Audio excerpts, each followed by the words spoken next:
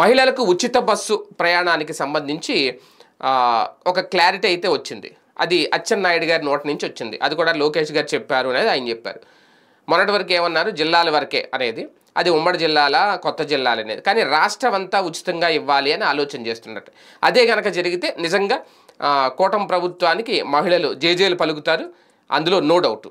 ఎందుకంటే జిల్లా వరకు అంటే ఇబ్బంది, రాష్ట్రం అంతా ఫ్రీ అని అంటే చాలా హ్యాపీ. రాష్ట్రంలో ఎక్కడికైనా ఏ జిల్లా నుంచి ఏ జిల్లాకైనా వెళ్ళేలా ఉంటే అది కూడా.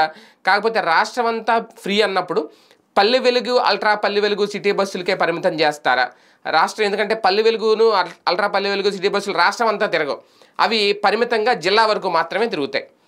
అంతే తప్ప విజయవాడ నుంచి వైజాగ్ పల్లె వెలుగు బస్సు వెళ్ళదు, అల్ట్రా పల్లె వెలుగు కూడా వెళ్ళదు. అప్పుడు ఏం చేయాలి?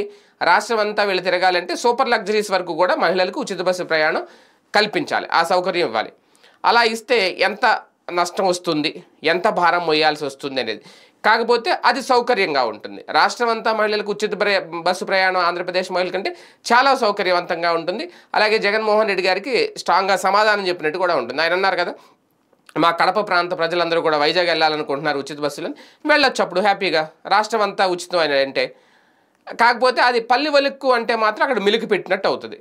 అది ఏంటి అనేది ఇంకా క్లారిటీ రాలేదు. కానీ రాష్ట్రం అంతా ఉచితంగా మహిళలకు బస్సు ప్రయాణ సౌకర్యం కల్పించాలనుకుంటున్నాము, నారా లోకేష్ గారు దానికి సంబంధించి అధికారులతో మాట్లాడారు అని ఎప్పుడైతే అచ్చెన్నాయుడు గారు చెప్పారో, మళ్ళీ మహిళల్లో కొత్త ఆశలు అయితే చిగురుస్తున్నాయి. మరి ఫైనల్గా ఆగస్టు 15 లోపు ఏం చెప్తారో చూద్దాం.